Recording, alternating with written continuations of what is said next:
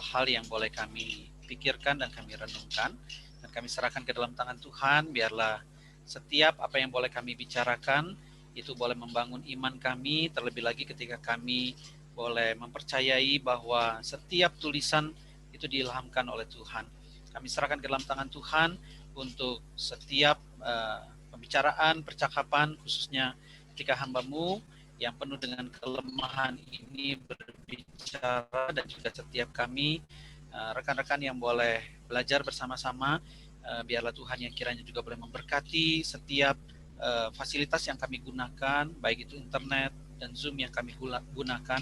Tuhan nyatakan kasih dan anugerah Tuhan, sehingga kami boleh menyelesaikan pembelajaran pada malam hari ini di dalam kasih dan anugerah Tuhan. Terima kasih Bapak, kami serahkan. Juga mungkin ada teman-teman kami yang belum bergabung, Tuhan yang kiranya boleh nyatakan cinta kasih Tuhan, Tuhan yang boleh berikan kesempatan setiap kami boleh belajar bersama-sama. Kami berdoa, kami bersyukur di dalam nama Yesus, Tuhan Juru Selamat yang hidup. Amin. Oke, nah tema kita pada malam hari ini, ini udah masuk ke belum ya? Bentar lihat. Sudah.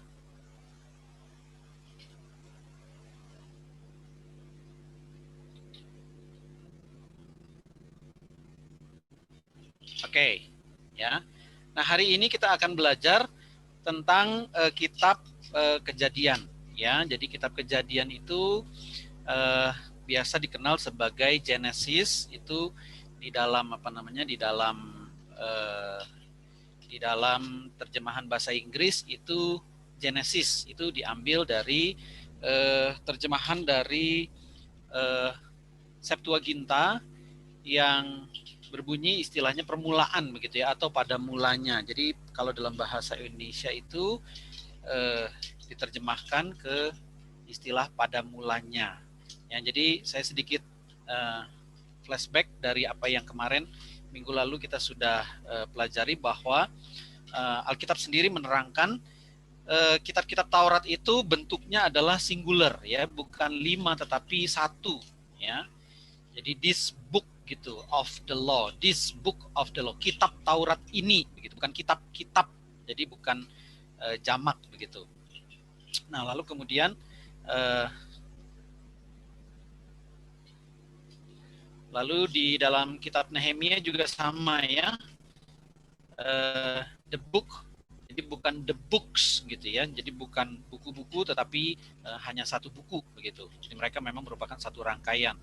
Dalam kitab Markus juga sama, Markus 12 ayat 26, itu juga kitab Musa, in the book of Moses. Nah, lalu kemudian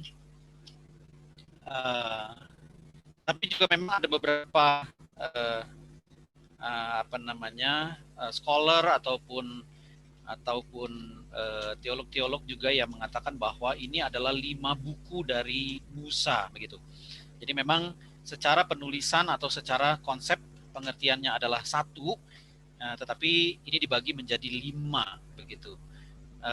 Ya, ini memang kemungkinan baru muncul pembagiannya belakangan, ya.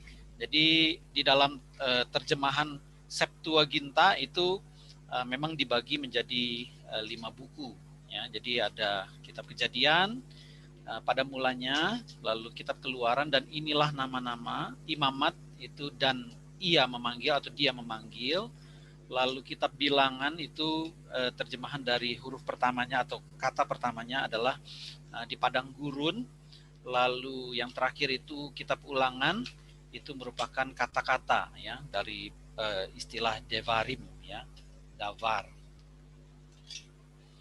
Nah, lalu kemudian kita masuk sekarang di dalam pembahasan kitab Kejadian, ya. Jadi di dalam bahasa Yunaninya, terjemahan Yunaninya Septuaginta itu istilah Kejadian itu Genesis, dalam bahasa Inggris itu permulaan, ya. Jadi nama yang diberikan untuk kitab pertama dari tanah Ibrani. Tanah itu kemarin kita sudah pelajari apa itu tanah, ya, dari Torah, terus Nevi'im dan juga Ketuvim.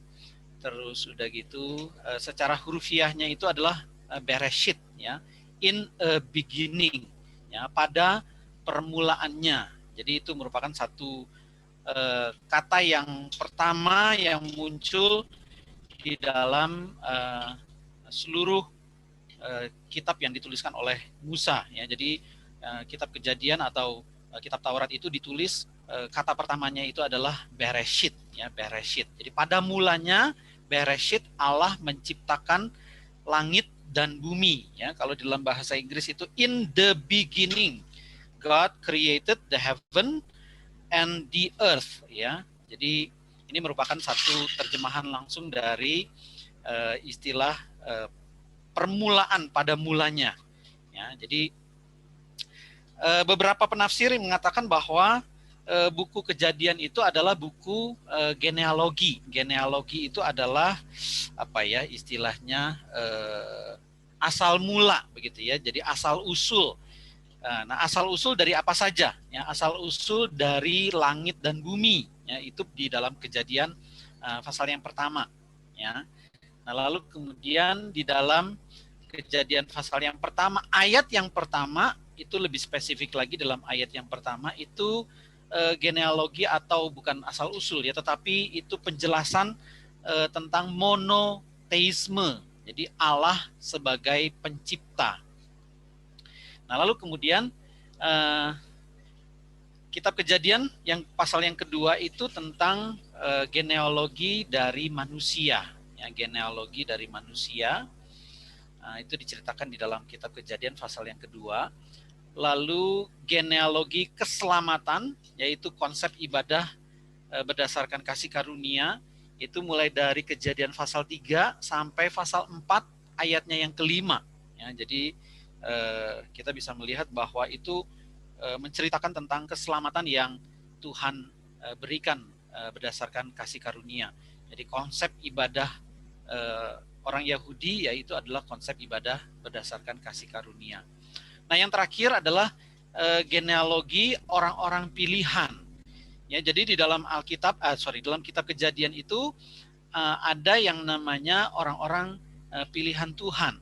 Ya, seperti Adam dipilih oleh Tuhan, lalu kemudian Set, Nuh, dan di situ ada Sem. Ya, Sem itu anaknya Nuh.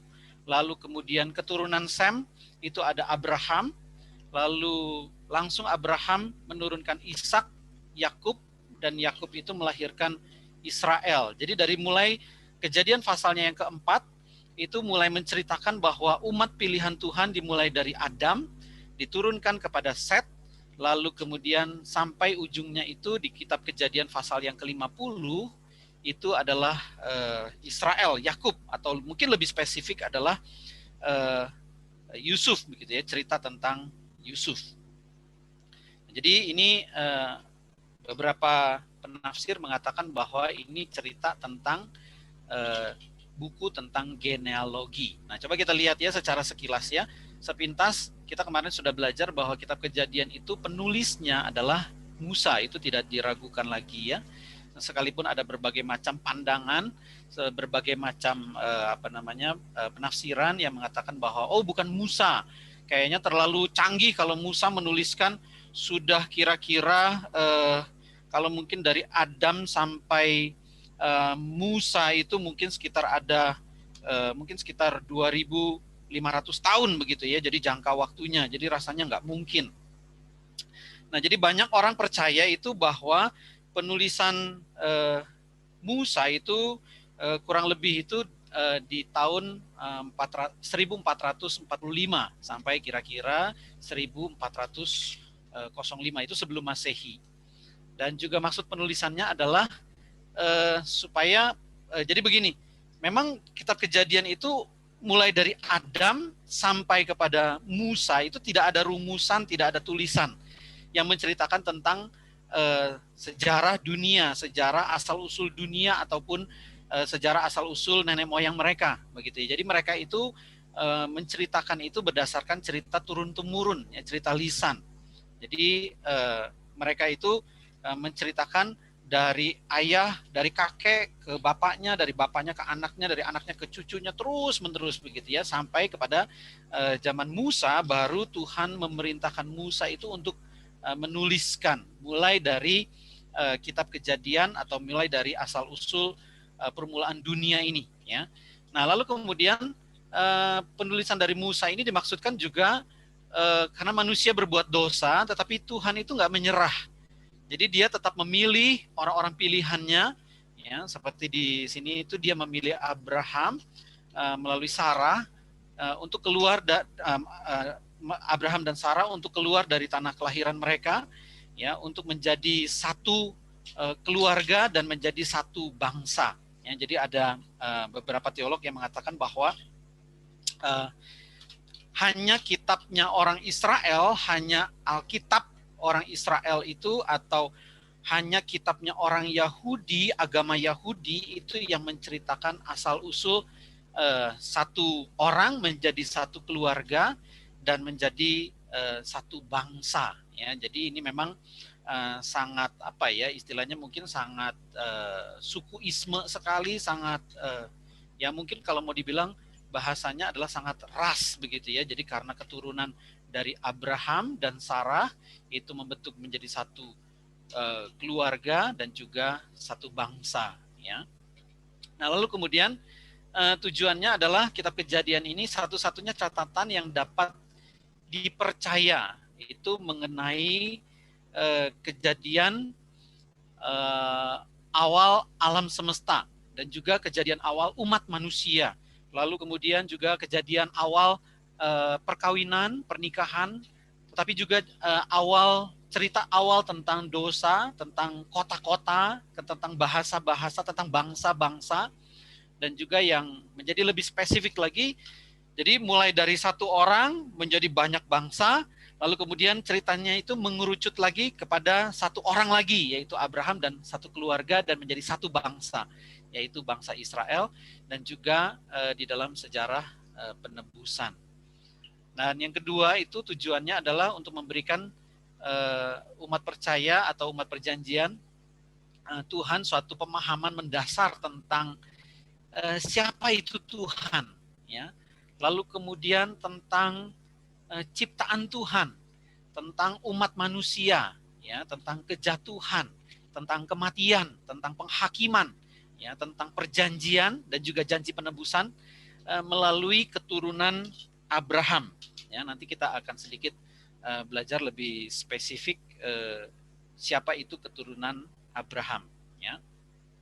Nah, lalu kemudian ada 7 ciri utama di dalam kitab Kejadian. Ya, jadi kitab Kejadian itu ada ciri-cirinya ya. 7 cirinya itu adalah yang pertama, kitab Kejadian merupakan kitab pertama yang ditulis. Ya, sekalipun memang sebelum kitab Kejadian itu ada juga banyak beredar tulisan-tulisan yang juga menceritakan tentang asal-usul dunia itu diciptakan. Ya, kalau misalnya mungkin karena peradaban, kalau kita belajar sejarah gitu ya, dari SD ataupun dari SMP, SMA gitu, kita belajar peradaban sejarah mula-mula itu kan dari dari Babelonia ya. Lalu kemudian ada seorang bernama Hammurabi menuliskan cerita tentang penciptaan yang namanya Enuma Elis. Nah, jadi memang ada beberapa penafsir yang mengatakan bahwa penulisan sejarah penciptaan alam semesta itu yang Musa tulis itu ada kemiripan dengan cerita-cerita yang ada di dalam Enuma Elis. Dan bagi kita memang ya wajar-wajar saja begitu. Karena Musa itu dididik 40 tahun di Mesir begitu ya, dengan pendidikan yang paling terbaik. Yang pasti juga dia mempelajari kitab-kitab Hammurabi, kitab-kitab atau Enuma Elis ataupun tulisan-tulisan sejarah yang lain begitu ya. Tetapi istilahnya mungkin ya, bahasanya adalah dia mempelajari kitab-kitab dari luar mungkin orang Israel begitu, karena mungkin orang Israel waktu itu belum ada begitu ya, zaman-zaman Hammurabi, Enuma Elis. Lalu kemudian dia mengambil kisah-kisah itu dan dia mempelajari kisah-kisah itu atau cerita tentang awal mula penciptaan alam semesta, lalu kemudian dia taruh di kitab Kejadian, ya. Sekalipun memang mungkin ada sedikit banyak perbedaan-perbedaan, ya. Saya jujur belum pernah baca itu ya, Enoma Elis kayak apa ceritanya. Tapi banyak penafsir yang mengatakan ada kemiripan-kemiripan. Nah, lalu kemudian Kejadian yang kedua itu Kejadian juga mencatat tentang sejarah yang panjang, ya. Itu jelas sekali, ya. Kalau misalnya mungkin kita bertanya, itu Tuhan menciptakan alam semesta itu atau dunia dan segala isinya itu dalam waktu 7 hari. Apakah benar-benar 7 kali 24 jam, 6 hari, 6 kali 24 jam, apakah benar-benar begitu, ya? 6 kali 24 jam. Yang pasti memang ada pengertian istilah hari itu, pengertiannya adalah satu masa begitu. Nah, jadi nggak bisa acekkan atau nggak bisa di make sure benar bahwa satu hari atau itu adalah 1 kali 24 jam, ya. Lalu kemudian jadi kitab Kejadian juga bukan hanya mencatat sejarah yang panjang, tetapi juga menyatakan bahwa alam semesta dan hidup di dunia ini itu jelas adalah karya Tuhan, ya. Jadi kalau alam semesta ini bisa jadi dan juga kehidupan di dalam bumi ini bisa ada, itu semua adalah pekerjaan Tuhan atau karyanya Tuhan. Yang keempat, kitab Kejadian itu mengisahkan berbagai peristiwa perdana, ya. Jadi ada berbagai macam peristiwa-peristiwa yang mungkin diceritakan itu benar-benar pertama kali, gitu, ya. Pertama kali alam semesta ini dijadikan. Pertama kali adanya yang namanya terang. Pertama kali bumi yang tadinya belum berbentuk itu diberikan satu keteraturan. Pertama kali di situ dicatat yang namanya pernikahan. Pertama kali di situ dicatat yang namanya manusia jatuh dalam dosa. Pertama kali di situ diceritakan tentang kelahiran. Kelahiran pertama itu adalah Kain. Lalu kemudian pertama kali, jadi ada banyak sekali peristiwa-peristiwa yang disebutkan perdana di sana. Lalu kemudian yang kelima, ya, perjanjian Allah dengan Abraham itu dimulai dengan panggilan terhadap diri Abraham, ya. Jadi beberapa waktu yang kemarin itu saya dengar satu pengkhotbah, cuman saya lupa namanya, ya. Jadi katanya itu Abraham itu dia seperti seorang miliarder, ya, seperti seorang jutawan yang hidup di tanah Ur, ya. Kalau kita tahu bahwa Abraham itu kan hidup di Ur Kasdim sebelum dia dipanggil sama Tuhan. Lalu kemudian Tuhan bilang bahwa dia harus keluar dari tanah kelahirannya, dia meninggalkan sanak keluarganya, dia berangkat, ya. Lalu kemudian diceritakan dia pergi dari Ur, dari mungkin daerah sekarang itu Iran, Irak, mungkin daerah daerah Timur Tengah sana, ya, daerah Persia, lalu kemudian pergi ke Haran, lalu kemudian baru sampailah ke tanah Kanaan. Nah, itu cerita pemanggilan atau perjanjian Allah dengan Abraham. Dimulai dari panggilannya, lalu kemudian perjanjian Allah dengan Abraham itu diresmikan di dalam pasal yang ke-15, Kejadian 15, lalu disahkan lagi di dalam pasal yang ke-17. Jadi ini merupakan satu intisari, ya, inti dari seluruh Alkitab, ya. Alkitab itu intinya adalah menceritakan bahwa Allah berinisiatif memanggil manusia, lalu kemudian untuk menjadikan manusia itu umat pilihannya. Jadi itu merupakan satu inti dari seluruh Alkitab yang diceritakan di dalam Alkitab. Yang keenam, hanya dalam kitab Kejadian itu menerangkan asal-usul ke-12 suku Israel, ya. Jadi hanya di dalam Alkitab itu menceritakan asal mula 12 suku Israel. Yang ketujuh, yang terakhir, kitab Kejadian juga menyatakan bagaimana keturunan Abraham akhirnya itu tinggal di Mesir, ya, selama 430 tahun dan juga dilanjutkan, ya. Jadi kalau misalnya tadi kita lihat, ya, nanti kita juga pelajari juga, ya, dalam kitab Keluaran, ya. Dalam kitab Keluaran itu judulnya itu bukan Keluaran, bukan Exodus ya. Sebenarnya dari kata awal permulaan kitab itu ya. Jadi itu dimulai dengan kata dan dia memanggil ya, dan dia memanggil ya. Jadi pengertian dan di situ pengertiannya itu adalah dari kitab Kejadian mau masuk ke dalam kitab Keluaran itu ada sambungannya. Jadi istilahnya cerita bersambung ya, cerbung. Jadi di dalam kitab Kejadian keturunan Abraham sudah dinubuatkan bahwa mereka akan pergi ke Mesir, lalu kemudian tinggal di sana sekitar 400 tahunan, lalu kemudian Tuhan tidak melupakan keturunan Abraham itu, tetapi menebus mereka. Makanya istilahnya adalah Keluaran, begitu ya. Nah, pengertian juga 400 tahun, 430 tahun juga. Makanya Musa itu seperti apa istilahnya ya, antitype begitu ya. Jadi atau dia itu ada similarity-nya, ada kesamaannya dengan Kristus ya. Jadi kalau umat Israel diperbudak di tanah Mesir selama 400 tahun lebih ya, lalu kemudian lahirlah Musa, dan di dalam kelahirannya Musa itu juga ada sedikit persamaan-persamaan dengan Kristus ya. Kristus juga sebelum 400 tahun masa kegelapan ya. Itu yang beberapa waktu kemarin juga kita sudah pelajari gitu ya.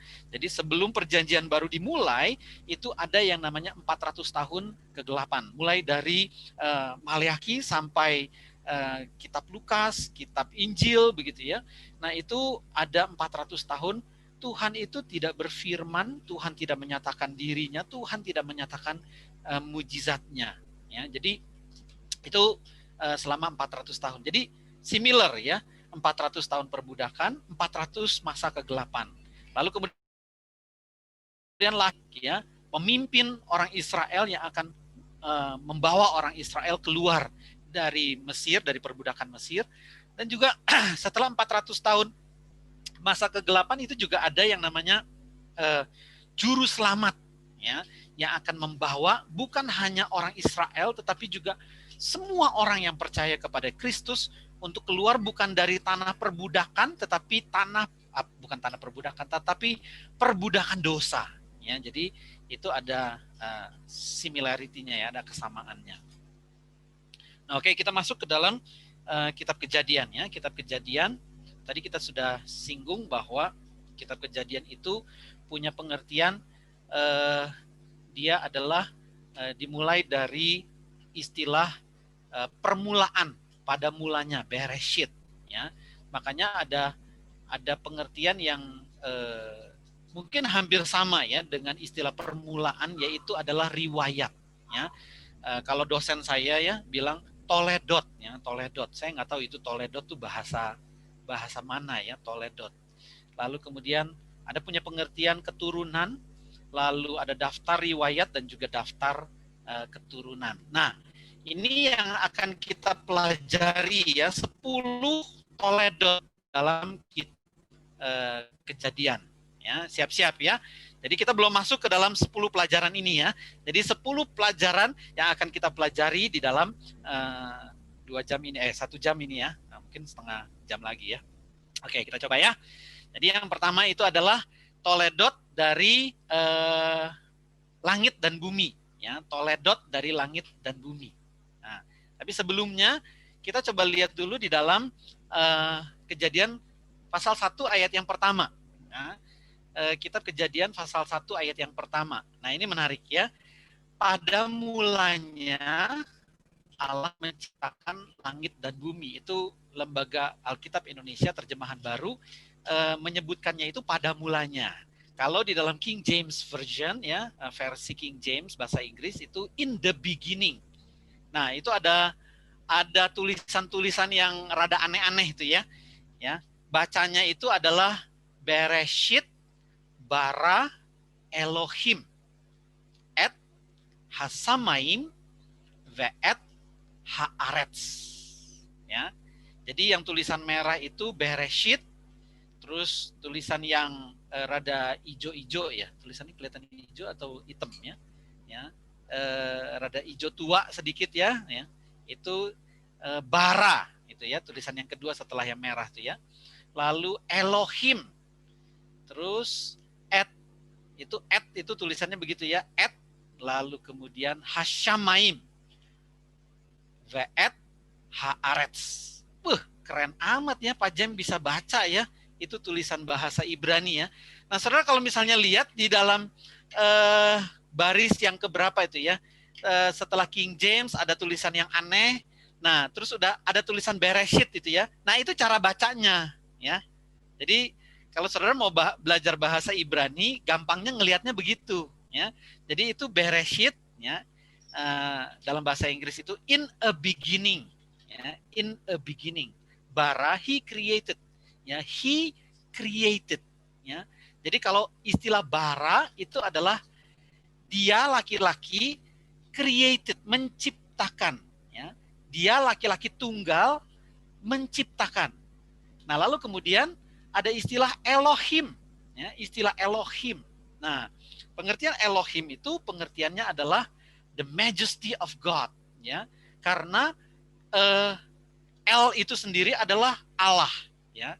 Artinya El itu artinya Allah.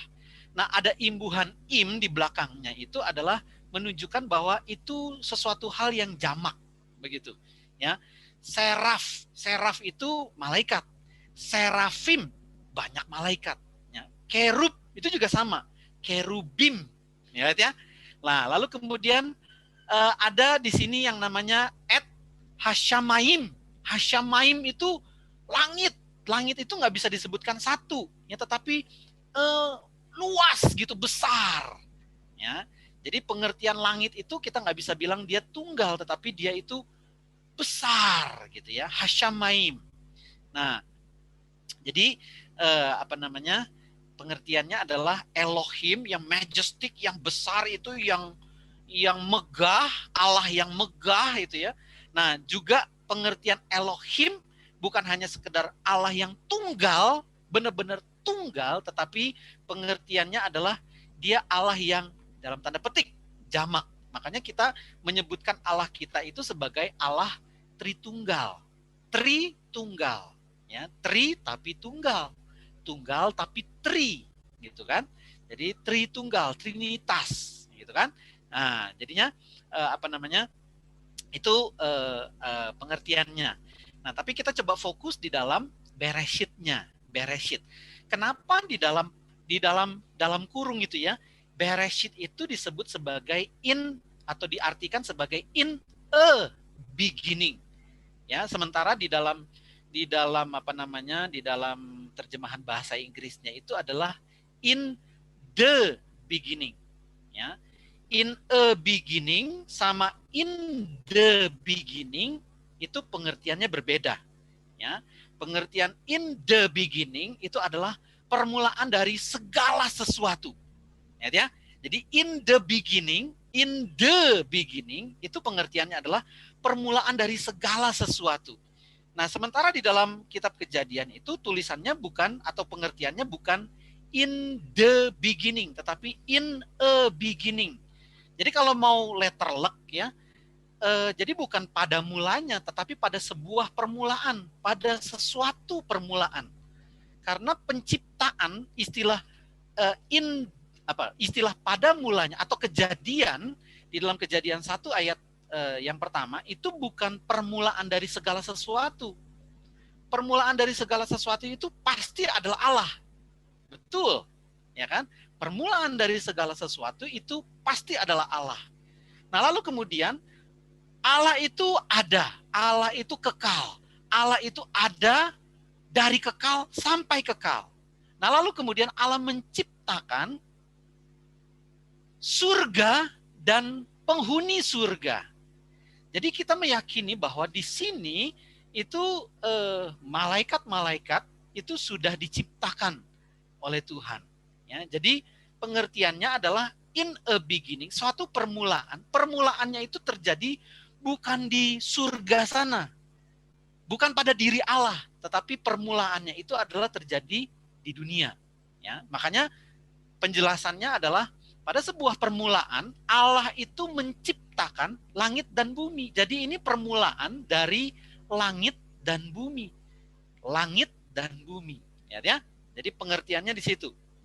Nah, coba kita lihat ya, kenapa istilah Bereshit itu harus diterjemahkan sebagai in a beginning. Nah, ini sebenarnya tulisan aslinya kayak begini ya. Nah, ini tulisan yang begini ini nggak ada yang bisa baca ya, karena nggak ada huruf vokalnya. Lihat ya. Jadi ini adalah penulisan bahasa Ibrani tanpa huruf vokal. Kalau bahasa kerennya itu adalah tanpa nikut.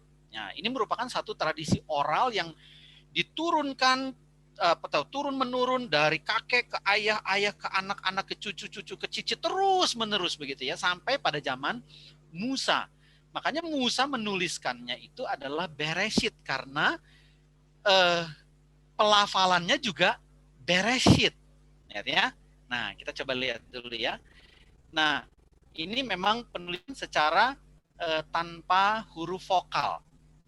Nah, para master dari kalangan Mazora, nanti kita akan sedikit belajar tentang Mazora itu apa ya. Ada satu kodeks yang dikopi dari kitab scribe dari Shlomo ben Buyaa ya.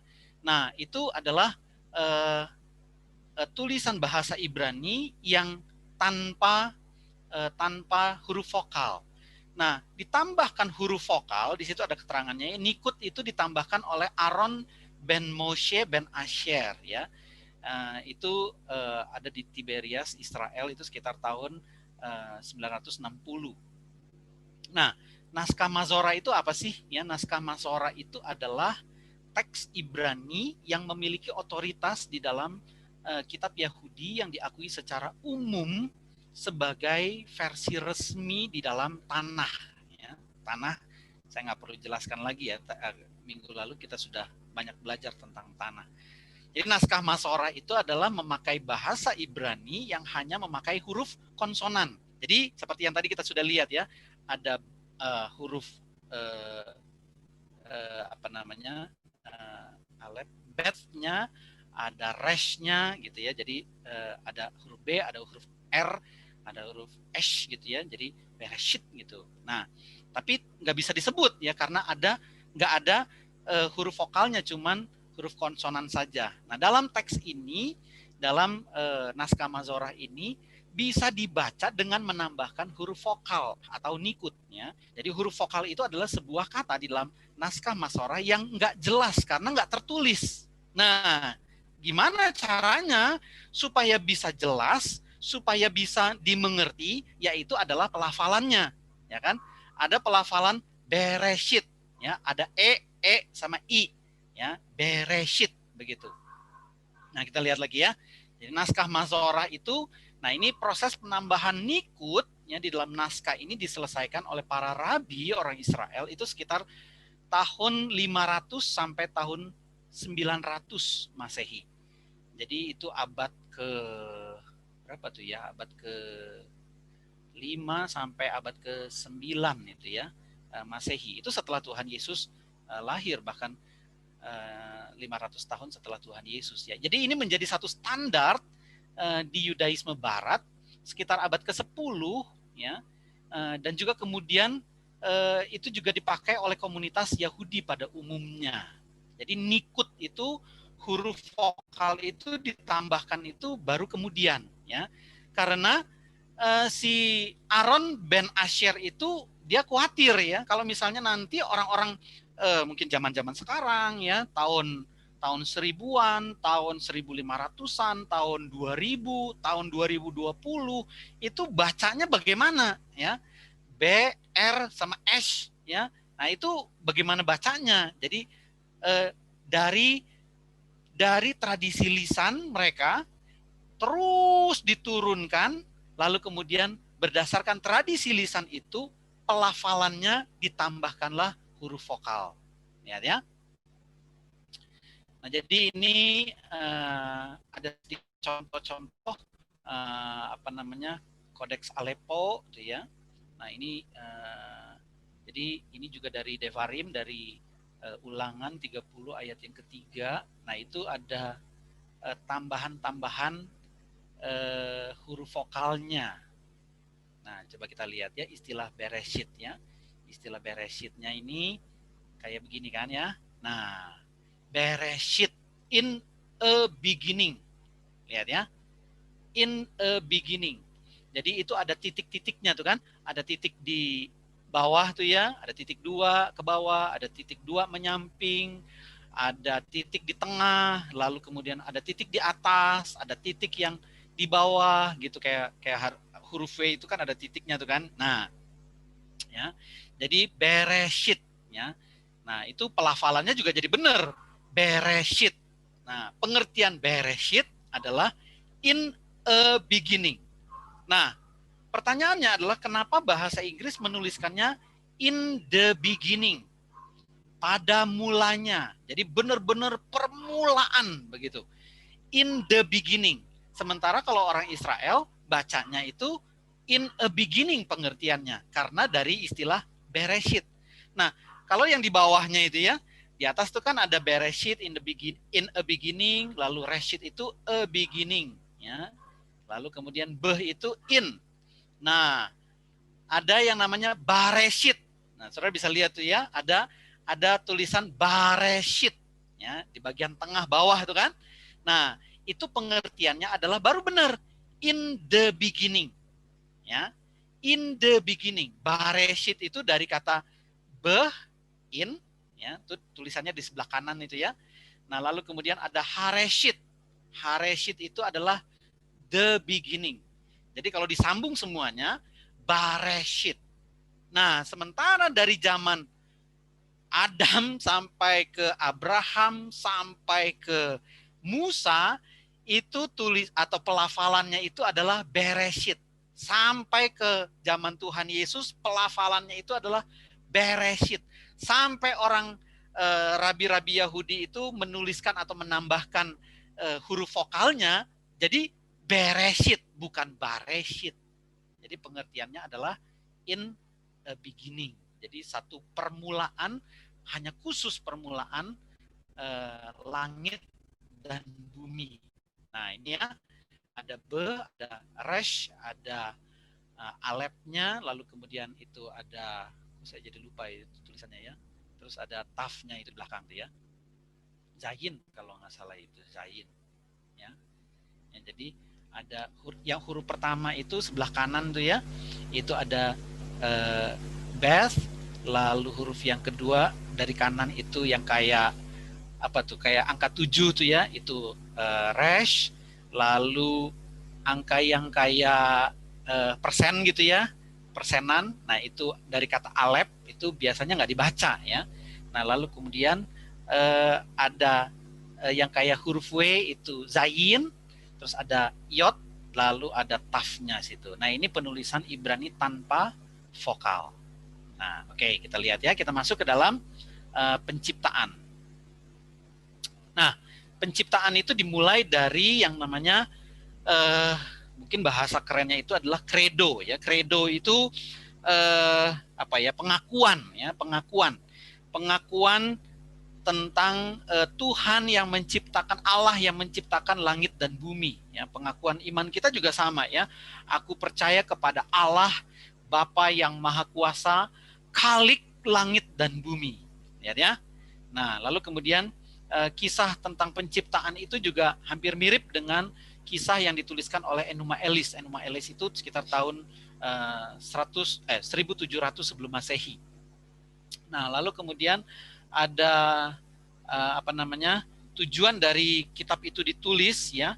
Tujuan dari kitab itu ditulis adalah supaya menceritakan bahwa memperlihatkan bahwa Allah itu menciptakan segala sesuatu. Allah menciptakan langit dan Allah menciptakan bumi. Jadi nggak ada Allah lain yang menciptakan alam semesta ini. Jadi kalau mungkin orang Israel zaman perbudakan ya, itu mereka dicekoki dengan satu pemahaman bahwa mereka itu adalah budak, lalu kemudian mereka itu bukan, mungkin ya bahasanya, bukan orang, mereka itu diindoktrinasi oleh orang-orang Mesir pada waktu itu, yang orang itu cuman orang Mesir ya, apalagi yang di atasnya orang itu adalah Firaun. Dia itu bukan hanya sekedar orang, dia lebih dari orang. Dia itu adalah titisan dari dewa sendiri. Nah, itu jadi apa namanya uh, uh, konsep yang ditanamkan oleh orang Mesir kepada budak yang namanya orang Israel. Nah, di sini Musa itu mau menjelaskan konsep yang baru. Ya, konsep yang baru adalah, hei, kamu itu manusia. Kamu itu apa namanya manusia yang diciptakan menurut gambar dan rupa Allah. Ya, jadi kamu itu bukannya persis apa bukannya seperti pengajaran-pengajaran orang Mesir begitu ya, yang menganggap bahwa orang Israel itu bukan manusia, makanya mereka layak dijadikan budak. Nah, jadinya itu apa namanya mereka itu diberikan satu pemahaman baru begitu, bahwa mereka adalah doktrin yang baru, bahwa mereka adalah orang yang atau manusia yang diciptakan oleh Tuhan. Jadi, nah lalu kemudian di sini ada dicatat di dalam kitab Kejadian, khususnya di pasal yang awal-awal ya, di pasal pertama, pasal yang kedua itu menceritakan tentang ada 64 apa namanya geografis dan juga geografis itu apa ya, tata letak begitu ya.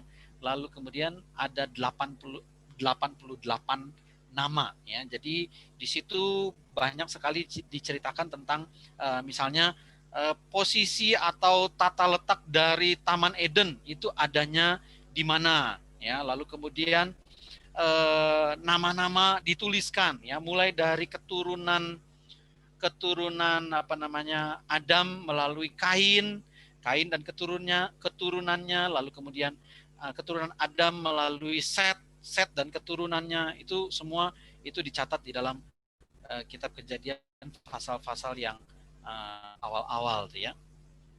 Nah, lalu kemudian di kitab Kejadian pasalnya yang pertama ayat yang ke-26 ya. Di situ dicatat bahwa berfirmanlah Allah, baiklah kita menjadikan ya manusia menurut gambar dan rupa kita ya. Jadi apa ya istilahnya ya, kalau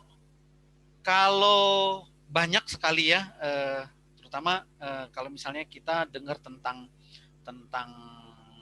pembelajaran tentang Allah Tritunggal ya, pembelajaran tentang Allah Tritunggal biasanya teolog-teolog Kristen itu mengambil, atau kita orang Kristen itu mengambil dari kitab Kejadian 1 ayat yang ke-26 ya, istilah kita ya, istilah kita. Nah, istilah kita itu sendiri pengertiannya adalah begini ya. Istilah kita itu Allah itu kan jamak, Allah itu kan Elohim tuh kan. Di situ juga ada tulisannya kan Elohim. Makanya di situ disebutkan sebagai kita begitu. Nah, sebenarnya pengertian kita itu ya, pengertiannya adalah Allah itu membuat satu pertemuan, dan pertemuannya itu dihadiri oleh Allah sendiri, Allah Tritunggal. Lalu kemudian bukan hanya oleh Allah dihadirinya, tetapi juga pertemuan itu juga dihadiri oleh para malaikat. Ya. Jadi para malaikat itu diajak untuk bertemu dengan Allah, diajak berunding ya. Nah, di sini seperti ada satu deklarasi begitu ya. Seperti ada satu pencetusan, satu pengumuman begitu ya, bahwa kita akan menjadikan ya manusia menurut gambar dan rupa kita. Nah, karena pengertian menjadikan itu bukan pengertiannya bara ya. Pengertiannya adalah kalau bara itu menciptakan, nah pengertian menjadikan itu adalah aseh ya. Nah, aseh di sini pakai istilah naaseh ya. Pengertiannya adalah orang pertama tunggal. Nah, bukan, jadi naaseh itu kalau dalam bahasa Indonesia itu dijadikan 4 kata tuh ya, marilah kita menjadikan. Nah, naaseh itu pengertiannya adalah first person, saya mau menjadikan begitu. Saya akan menjadikan. Nah, pengertiannya di situ, ya. Nah, kenapa sebenarnya ini kalau menurut saya ini bukan berkisah tentang Allah Tritunggal, karena memang beberapa buku-buku yang nanti kita coba lihat tuh ya, karena memang tidak dijelaskan atau tidak menjelaskan bahwa ini berbicara tentang Allah Tritunggal, ya. Nanti kita sedikit belajar bahwa sebenarnya di dalam Kejadian pasal yang pertama, ayat yang pertama itu juga sudah menjelaskan tentang Allah Tritunggal itu sendiri. Jadi Allah Tritunggal yang menciptakan, karena istilah bara, ya, Bereshit bara Elohim, itu pengertiannya adalah istilah bara itu hanya bisa digunakan oleh Allah itu sendiri. Nah, tetapi di sini pengertiannya bukan menceritakan tentang Allah Tritunggal, tetapi ini merupakan satu kerendahan hati Allah ketika dia mau atau dia mau menjadikan manusia, dia mau menciptakan manusia, tetapi dia mengajak penghuni surga, malaikat itu untuk bersama-sama berunding. Ya, jadi di sini bukan berunding ya, tetapi seperti ada satu deklarasi yang dikerjakan atau diumumkan oleh Tuhan. Ya, jadi seperti misalnya di dalam satu perusahaan begitu ya. Di perusahaan misalnya ada dewan direksi begitu ya. Dewan direksi mereka mengumpulkan karyawan, lalu kemudian sebenarnya mereka itu sudah rapat sendiri di belakang begitu ya, mau mengangkat misalnya Ko Agus menjadi eksekutif chief dari marketing begitu ya, apa tuh bahasanya tuh ya, uh, uh, chief chief of marketing lah misalnya begitu. Jadi dewan direksi sudah rapat, mereka sudah menentukan nanti Ko Agus yang akan jadi kepala divisi pemasaran. Nah, lalu kemudian tinggal diumumkan begitu. Nah, jadi ini merupakan satu pengumuman yang diberikan oleh Tuhan, tetapi juga dalam tanda petik mengundang penghuni surga itu untuk hadir di dalam rapat dewan direksi tersebut. Kira-kira seperti itu, ya. Jadi ini pengertiannya ya. Nah, jadi marilah kita menjadikan manusia itu merupakan satu pernyataan dalam sidang ilahi. Ya, jadi ada beberapa orang-orang yang menggunakan istilah sidang ilahi ya. Jadi pelaksanaan penciptaan itu memang para malaikat itu tidak membantu Allah untuk menciptakan ya. Jadi Allah itu menciptakan, menjadikan itu memang dia sendiri yang menjadikan dan menciptakan, tetapi ketika dia mengumumkan rencananya untuk menciptakan manusia itu dia dalam tanda petik melibatkan malaikat ya. Tentu kita adalah manusia-manusia yang diciptakan menurut gambar dan rupa Allah. Ya, jadi nggak ada di dalam Alkitab itu statement atau satu pernyataan yang menyatakan bahwa kita itu manusia yang diciptakan menurut gambar dan rupa malaikat. Itu nggak pernah ada. Ya. Nah, jadi di perpustakaan ada buku ini ya. Buku ini juga mencatat seperti ini ya, itu di dalam halaman yang ke 82 ya, istilah baiklah kita menjadikan manusia menurut gambar dan rupa kita ya, bentuk jamak oknum pertama kita itu sepertinya mau menerangkan seperti ini ya, bahwa sang pencipta Allah itu sendiri berfirman sebagai raja sorgawi di hadapan bala tentara sorga, di hadapan malaikat. Ya, jadi pada Alkitab bagian lain ungkapan ini tampil ya, bahwa makhluk-makhluk roh, malaikat-malaikat yang melayani itu hadir di dekatnya. Ya, kita tahu sama-sama bahwa Allah itu ada di surga, tetapi surga itu penghuninya bukan Allah sendiri, tetapi juga ada malaikat-malaikat dan juga makhluk-makhluk roh sorgawi. Ya. Nah, lalu kemudian di dalam satu buku The Wycliffe Bible Commentary juga pengertiannya juga sama ya. Dalam halaman yang ke-28, baiklah kita menjadikan manusia adalah narasi cerita yang menggambari meminta dewan surgawi untuk memusatkan perhatian mereka kepada suatu rencana penciptaan manusia dan meminta mereka memusatkan perhatian pada peristiwa ini. Ya, jadi Allah seperti mengundang malaikat untuk hadir di dalam diskusinya dia, lalu kemudian Allah menyatakan, mari kita menjadikan manusia. Tetapi yang praknya, jadi teknis penciptaan manusia itu sendiri adalah Allah itu sendiri. Allah tidak melibatkan malaikat-malaikatnya. Nah, jadi pengertian aseh itu ya, marilah kita menjadikan, itu pengertiannya adalah dia sendiri Allah menjadikan, ya. Nah, istilah aseh itu sendiri juga pengertiannya bukan hanya sekedar menjadikan, tetapi juga ada pengertian yang lain dalam Mazmur 103 ya, bait yang ke-6 itu ya. Tuhan menjalankan, ya, asah, executed ya, menjalankan, executed. Jadi seperti mengeksekusi, membuat, melaksanakan, ya. Itu dalam tulisan merah yang paling bawah itu ya. Jadi membuat, melaksanakan, dan mengeksekusi, ya. Jadi di situ pengertiannya. Nah, jadi kenapa di sini tidak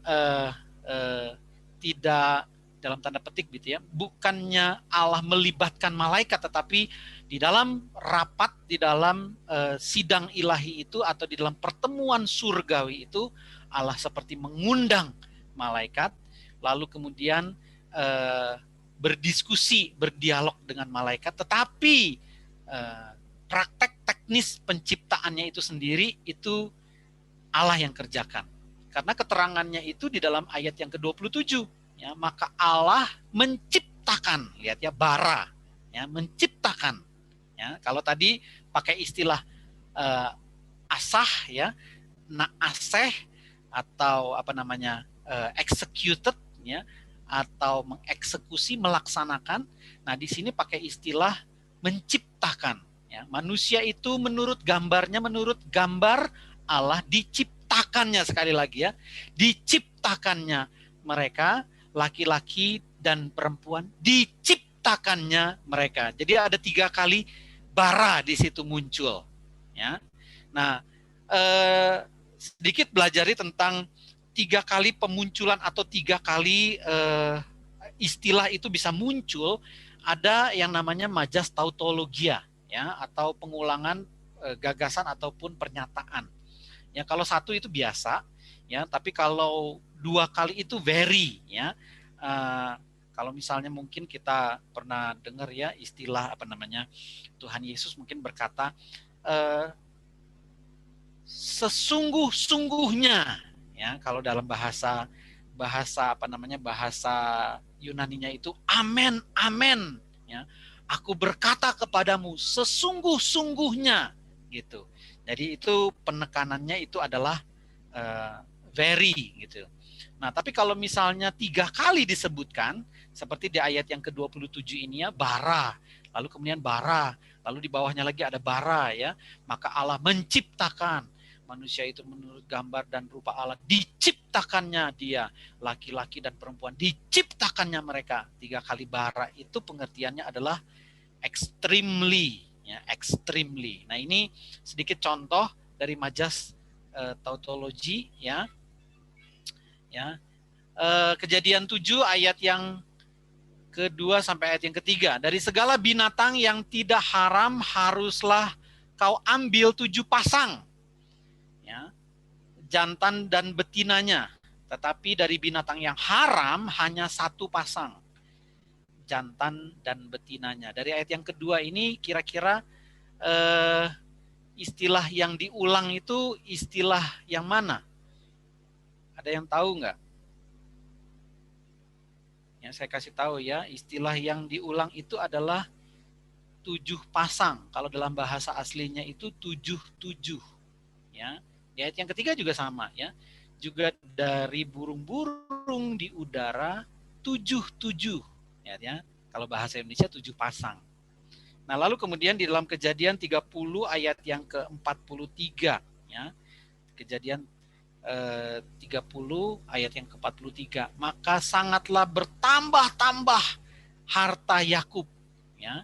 Dia mempunyai banyak kambing domba, budak perempuan, laki-laki, budak perempuan dan laki-laki, unta dan keledai, ya.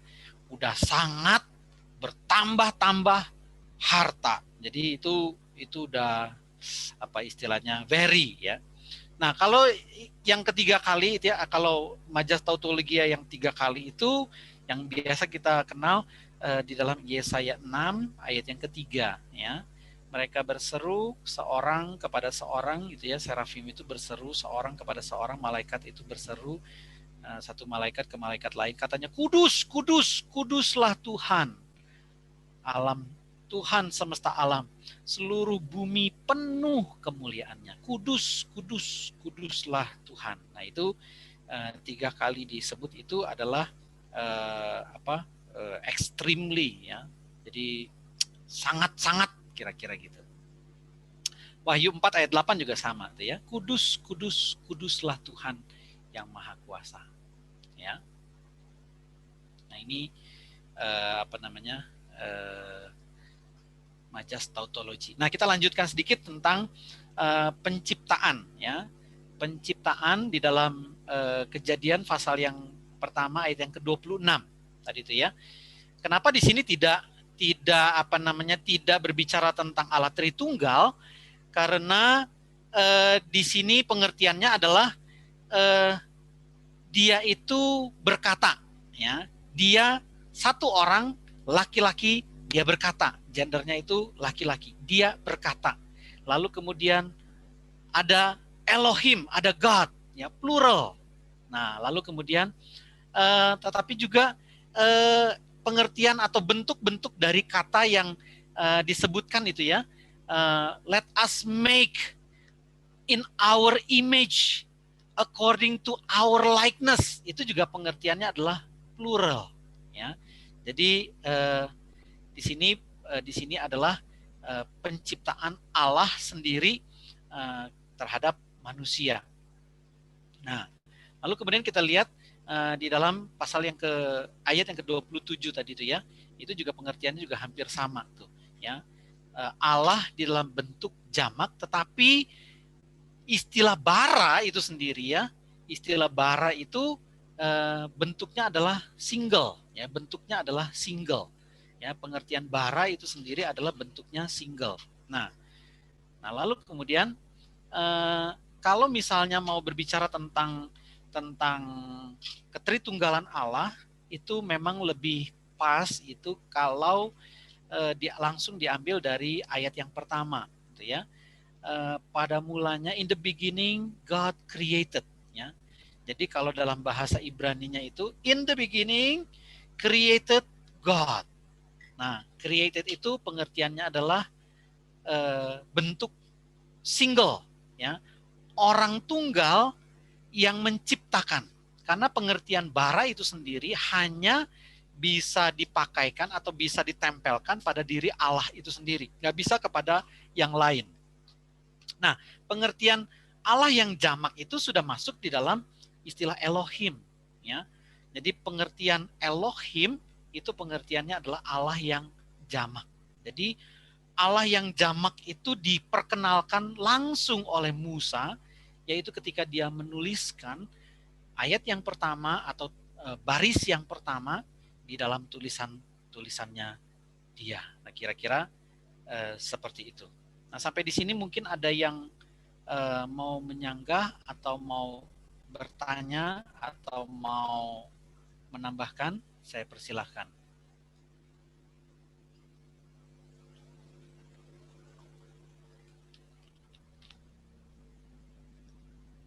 Mungkin ada sebelum kita masuk ke dalam kayaknya benar Pak Bayu ya, kita kayaknya mesti nambah ini nih, nambah waktu nih kayaknya nih. Mungkin ada yang mau menambahkan, menyanggah ataupun bertanya, saya persilahkan.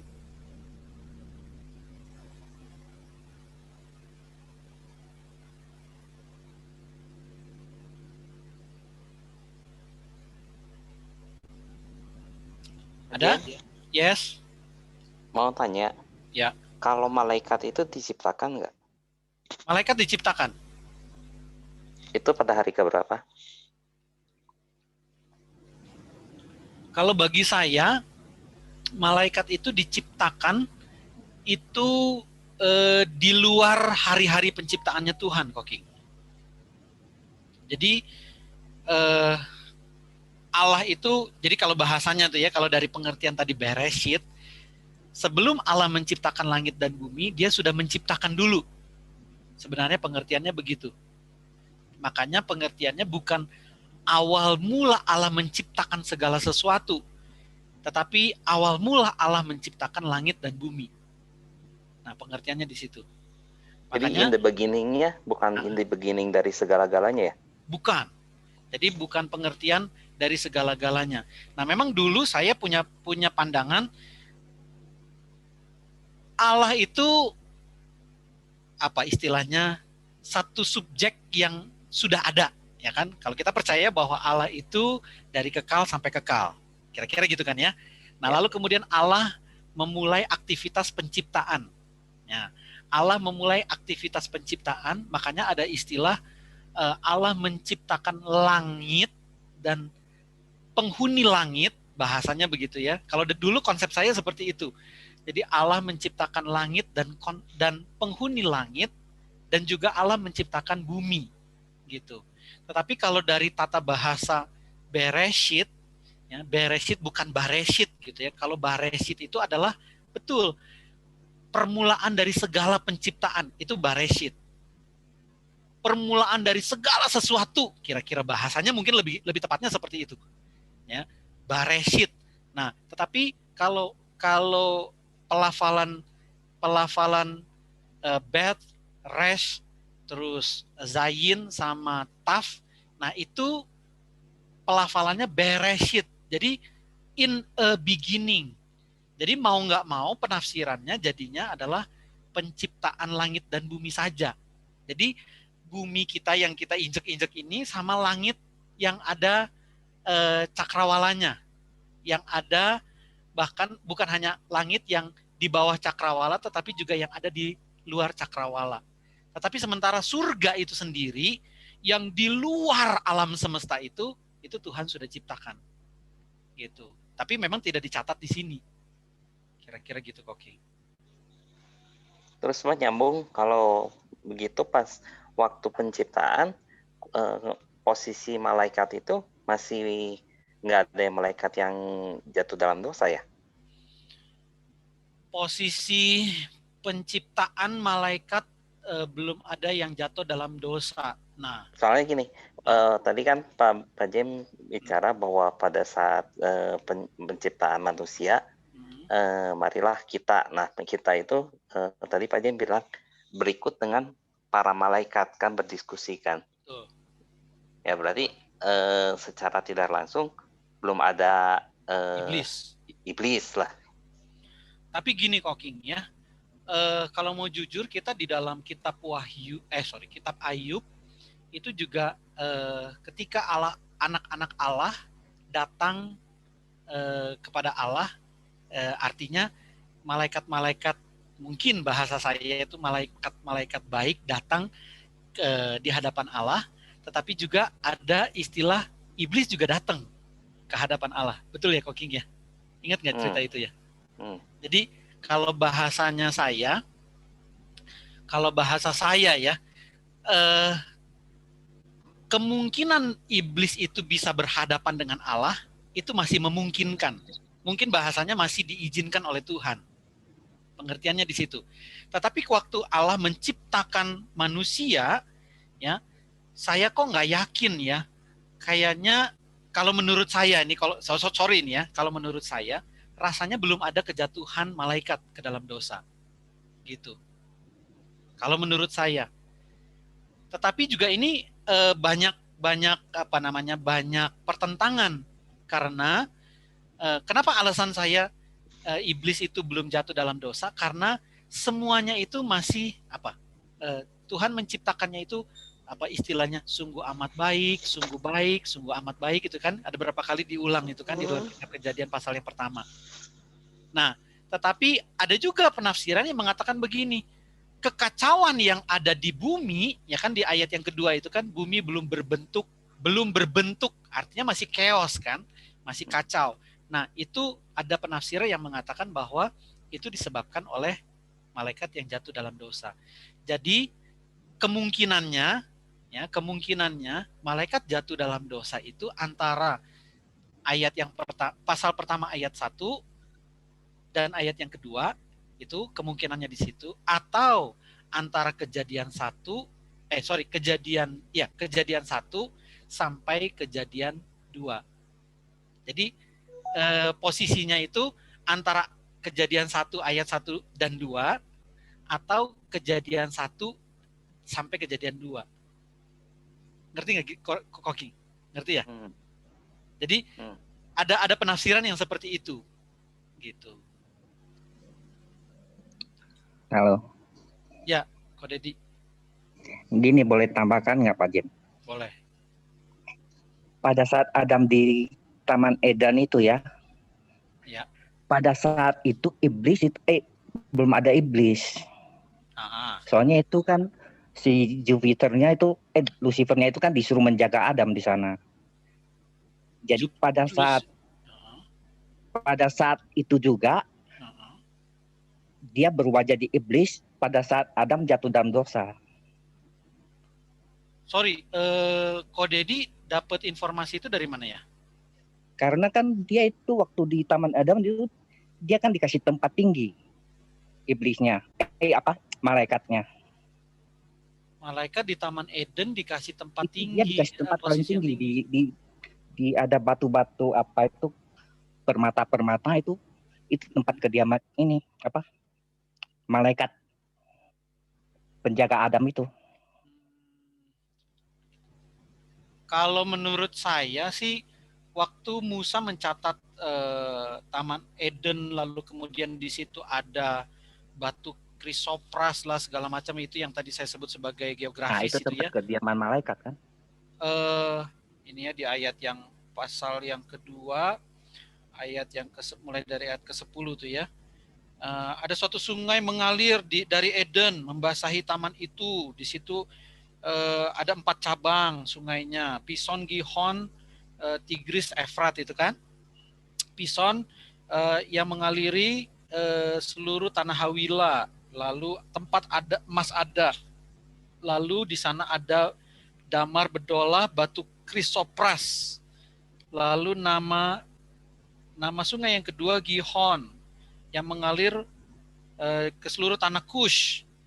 Nah, tanah Kush itu sendiri sebenarnya Kush itu adalah sorry. Bukan di ayat itu. Ada satu ayat. Tapi saya nggak tahu ayat di mana itu. Pada saat Adam masih di Taman Eden ya, di Taman Eden itu ada malaikat di sana dikasih tempat tinggi, itu ada ayatnya saya tahu. Cuma ayat di mana saya nggak hafal ya. Tapi pada saat itu malaikat bersama-sama dengan Adam di Taman Eden itu. Jadi ada satu ayat yang mengatakan bahwa di Taman Eden itu malaikat diberikan satu posisi yang tinggi. Iya, posisi yang tinggi. Jadi pada saat Adam jatuh dalam dosa, malaikat itu juga jatuh ke dalam iblis. Sebab kalau misalnya di dalam kitab Kejadian itu sudah ada ular. Nah, pengertian ular itu pengertiannya adalah iblis yang menggoda Hawa lebih khusus, dan memang Adam juga ada di situ. Artinya kejatuhan iblis tidak bersamaan dengan kejatuhan Adam dan Hawa, Ko Dedi.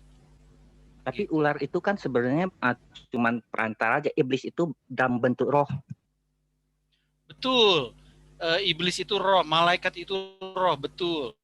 Nah, tetapi pengertian ular, apakah ular itu dirasuk, apakah ular itu memang jelmaan dari iblis, betul, itu memang kita memang mesti pelajari lebih lanjut di situ ya. Nanti kita coba pelajari nanti di minggu-minggu ke depan ya. Tetapi kalimat-kalimat Tuhan itu jelas, Ko Dedi ya, di ayat yang ke-15 ya, pasal yang ketiga, aku akan mengadakan permusuhan antara engkau dan perempuan ini, antara keturunanmu dan keturunannya. Ya, Oh, itu setelah jatuh dalam dosa. Betul, betul. Jadi artinya ini dia berbicara bukan hanya sekedar kepada ular, tetapi juga berbicara kepada satu sosok yang mungkin di balik ular, begitu. Jadi apakah si ular ini dirasuki oleh iblis atau iblis memang menjelma menjadi ular, begitu ya. Kemungkinannya kan cuma dua itu kan, gitu ya. Kalau iblis cuman merasuki ular, jadi bayangannya adalah ini botol ya, ini sorry nanti boleh ditutup ya ini. Nah lalu kemudian dimasuki air gitu. Nah substansi botol dan substansi air berbeda gitu. Botolnya bisa berisi penuh dengan air, tapi juga bisa kosong. Bisa kita tumpahin air. Jadi botolnya itu bisa kosong. Tetapi waktu Tuhan berbicara, dia berbicara kepada ular gitu. Jadi pengertian pertama bisa si iblis ini masuk ke dalam ular, tetapi juga pengertiannya juga bisa si iblis menjelma menjadi ular. Tetapi kalimatnya Tuhan itu jelas gitu. Kalimatnya itu ditujukan kepada ular gitu.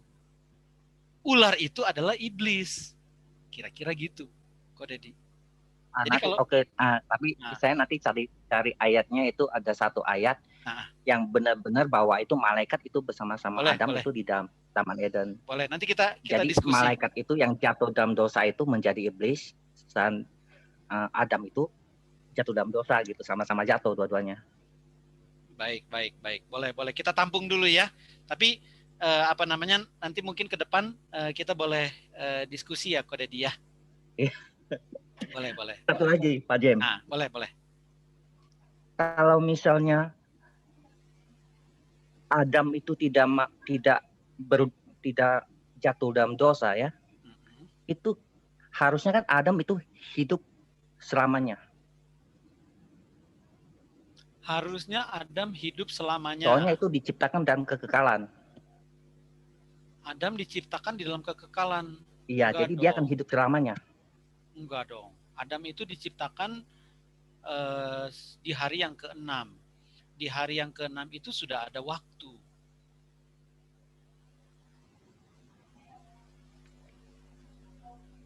Gitu, Ko Dedi. Ya.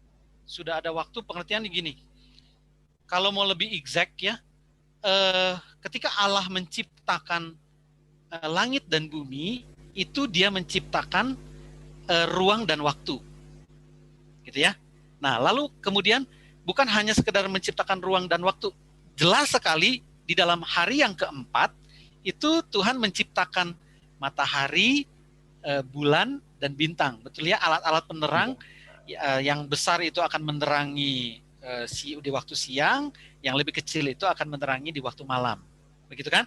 Nah, baru di situ kan mulai muncul yang namanya waktu itu satu hari 1 kali 24 jam, itu kan?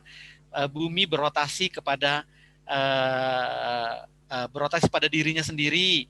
Lalu kemudian bumi berevolusi mengelilingi matahari. Itu baru kita bisa sebut sebagai 1 tahun, kira-kira gitu kan. Nah, itu kan waktu di situ baru lebih jelas, baru lebih exact gitu. Jadi Adam diciptakan di hari yang ke-6, lalu kemudian yang pasti dia diciptakan di dalam waktu, atau waktu itu sudah ada, kira-kira gitu. Tapi pada saat umur 930 tahun tidak mengatakan bahwa Adam itu udah tua. Pada umur 930 Adam itu tidak dikatakan sudah tua. Iya, Ko Dedi, jelas. Karena Alkitab nggak catat di dalam mungkin bahasanya ya, riwayat keturunan dari Set itu di Kejadian pasal ke-5 itu cuman dicatat si A ya, dia melahirkan si B, si C, lalu kemudian si A itu mati, ya, tidak dicatat dia tua terus mati, atau dia sakit stroke mati, dia tidak dicatat sakit corona mati, enggak gitu ya. Tapi memang cuma dicatat bahwa dia mati saja gitu. Jadi memang tidak dicatat bahwa dia tua, tetapi yang jelas dia mati begitu. Nah, semuanya juga sama tuh ya. Jadi baik Adam maupun Set, lalu kemudian keturunan yang ketiga Enos, Kenan, Mahaleel, terus Yared, Henok nggak mati ya, Henok dia terangkat ke surga. Metusalah, Lameh, ya bahkan Nuh juga mati gitu. Jadi ya memang tidak dikatakan bahwa mereka mati tua, mati karena sakit, mati karena ini, karena itu. Memang tidak dikatakan seperti itu. Tidak dicatat. Tapi kemungkinannya Adam itu tua atau enggak ya? Adam Tapi kemungkinan menurut pandangan saya dia masih muda. Kalau menurut saya Adam tua, gitu. Kalau menurut saya Adam tua. Dan semua keturunan Adam melalui Set juga sama tuh ya. Baik melalui keturunan Kain maupun Set juga sama ya. Cuman masalahnya kalau di Kejadian pasal 4 tidak dicatat jumlah usianya sampai berapa. Cuman Kejadian pasal kelima ya. Nanti kita belajar ya. Nanti kita minggu depan kita belajar kenapa yang keturunan Kain gak dicatat umurnya, kenapa keturunan Set dicatat umurnya gitu. Nanti kita belajar. Nah, jawaban simpelnya ya karena Tuhan menggariskan mungkin bahasanya ya umat pilihannya itu melalui Adam. Tuhan memilih Adam, Tuhan memilih Set gitu. Makanya ada penafsiran yang mengatakan begini, waktu Kain membunuh Habel, sebenarnya itu dalam tanda petik ya, Kain itu sudah ada keturunan. Habel, Alkitab memang tidak catat dia punya keturunan atau enggak, tapi yang jelas enggak ada gitu. Tetapi di situ dicatat bahwa sebentar ya, saya coba baca dulu ya. Di dalam ayatnya yang ke pasal 4. Tunggu ya. Ayat yang ke tunggu.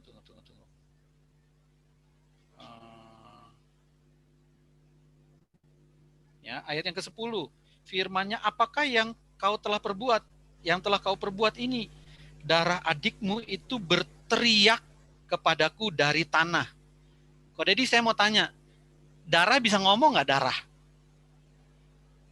Oh, darah itu bisa, itu kan ada rohnya. Iya, betul. Sekarang Kok Dedi nih, misalnya potong jari, jangan potong ini ya, jangan ya. Potong jari terus berdarah. Darahnya bisa ngomong nggak? Oh, enggak lah. Enggak kan? Nah, jadi ada yang menafsirkan begini. Yang dimasukkan darah itu nyawa. Betul. Nah, makanya memang di dalam kitab Imamat juga mengatakan bahwa di dalam darah itu ada nyawa. Betul kan? Kita juga kalau nggak ada darah kita nggak bisa hidup. Atau kita bisa menyambung hidup orang lain. Kalau orang lain punya kekurangan darah, kita bisa tambahin darahnya dia kalau sama golongannya, sama resusnya, kira-kira gitu kan. Nah, itu yang namanya apa? Transfusi kan. Nah, kita bisa menyelamatkan dia, memperpanjang hidupnya dia, kira-kira. Dalam tanda petik, mungkin bahasa saya kasar, menambah nyawanya dia, menambah kehidupannya dia. Nah, tetapi istilah darah itu bisa ngomong. Jadi ada pengertian gini kok Dedi. Kain bakalan punya keturunan. Habel itu juga bakalan punya keturunan. Jadi waktu Kain membunuh Habel, ini bukan hanya membunuh Habel seorangan, tapi membunuh Habel dan keturunannya. Karena Habel itu mungkin bahasanya pilihannya Tuhan. Kan persembahannya diterima kan sama Tuhan kan? Kain tidak gitu. Jadi Habel dibunuh bukan cuma sekedar Habelnya satu orang, tetapi Habel dan dalam tanda petik, sekalipun dia nggak punya keturunan, belum punya keturunan, tetapi kemungkinan kalau Habel hidup nggak jadi dibunuh sama Kain, dia bakalan punya keturunan, dan keturunannya itu adalah umat Tuhan. Makanya Kejadian pasal 5 itu Set itu menggantikan posisi Habel. Jadi Kain itu di pasal yang keempat itu keturunan orang-orang durhaka. Lalu kemudian Set itu adalah keturunan umatnya Tuhan. Makanya orang-orang pilihan Tuhan macam Henoh, macam Nuh itu lahir dari keturunan Set. Begitu. Nah, baru di kitab Kejadian pasal 6 itu terjadi yang namanya kawin campur antara keturunan Kain dan keturunan Set gitu. Jadi bahasanya ya Tuhan marah di situ, makanya Tuhan basmi semua, sisalah Nuh dan anak-anaknya, kira-kira gitu. Jadi kalau menurut saya nanti dicari ya kode dia, nanti kita boleh diskusi ya. Lucifer itu dapat keturunan dapat tempat yang mulia di Taman Eden, lalu kejatuhannya juga barengan sama Adam. Nanti kita diskusi ya, gitu. Iya. Boleh. Mungkin ada lagi? Thank you, Pak Jem. Ada lagi mungkin? Tolong tanya, Pak. Ya, boleh. Mau tanya. Kejadian 3 ayat 22. Berfirmanlah Tuhan Allah, sesungguhnya manusia itu telah menjadi salah satu dari kita. Yang dimaksud kita itu antara Tuhan dengan siapa? Nah, di ayat yang ke-22 itu, saya bacain lanjutannya ya Oma ya. Sesungguhnya manusia itu telah menjadi seperti salah satu dari kita. Tahu tentang yang baik dan yang jahat. Gitu. Jadi menjadi seperti salah satu dari kita itu tahu tentang yang baik dan yang jahat. Nah, balik lagi pengertian kita itu ya, pengertian kita kalau di dalam Kejadian 1 ayat yang ke-26 itu pengertian kita itu kan itu bahasanya Allah itu bukan melibatkan tapi berbicara kepada malaikat.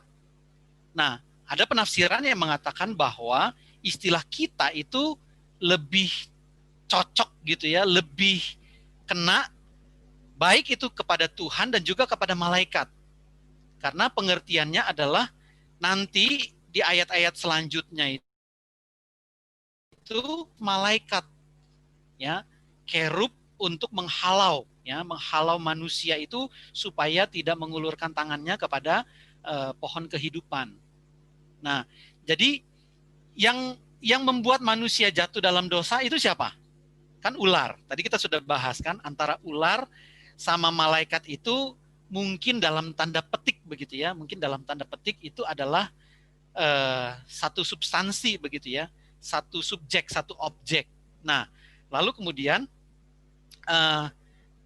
dia bilang bahwa kamu makan ini buah pengetahuan yang baik dan yang jahat. Ya, kamu makan.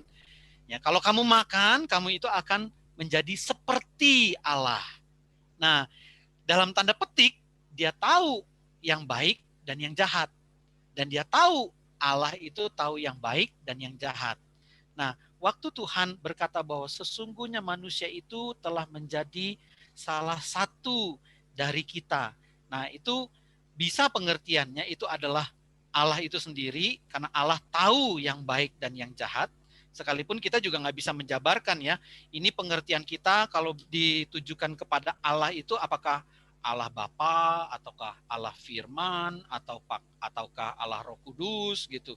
Memang kita rada susah begitu ya untuk menunjuk kepada salah satu dari mungkin oknum Tritunggal itu. Nah, tetapi pengertiannya adalah ini juga bukan hanya sekedar ditujukan kepada Allah, tetapi juga bisa menunjuk kepada malaikat. Karena Allah dan malaikat itu tahu tentang yang baik dan yang jahat. Ya, kira-kira gitu Oma. Ya, jadi kita memang nggak bisa mengexactkan begitu, memastikan itu kepada Allah yang mana gitu. Allah Bapakah, Allah Anakkah, Allah Firmankah, atau Roh Kuduskah begitu.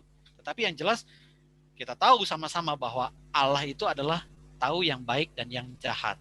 Lalu kemudian malaikat juga tahu yang baik dan yang jahat. Karena ya secara substansi kita memang diciptakan sebagai satu mahkota dari seluruh ciptaan gitu. Tetap manusia itu diciptakan yang paling terakhir, yang paling mulia, bahkan diciptakan menurut gambar dan rupa Allah.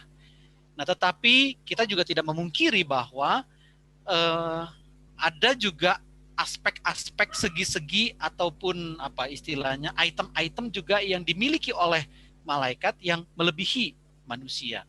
Kekuatan malaikat lebih daripada manusia. Kehebatan malaikat lebih daripada manusia. Lalu kemudian malaikat bisa berpindah dari satu tempat ke tempat lain itu dalam waktu dalam sekejap, itu juga bisa begitu. Kita nggak bisa, kita perlu waktu. Nah, kira-kira begitu, Oma. Jadi memang nggak bisa terlalu exact. Kira-kira menjawab nggak, Oma? Mudah-mudahan sih menjawab. Oke. Thank you, Pak. Sama-sama, Oma.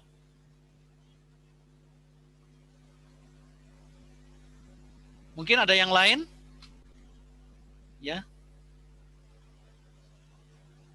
Apakah ada yang mau menambahkan, menyanggah, ataupun menanyakan sesuatu?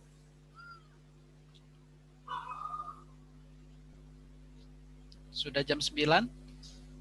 Kita akan lanjutkan minggu depan untuk 10 toledot, 10 riwayat yang ada di dalam kitab Kejadian. Boleh kita tutup?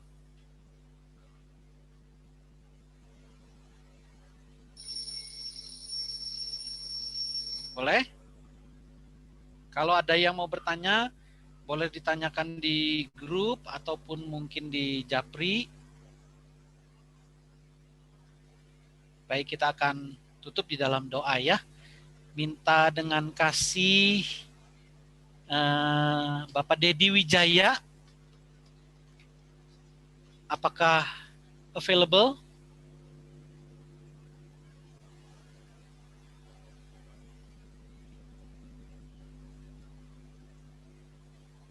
Bapak Dedi Wijaya, apakah available?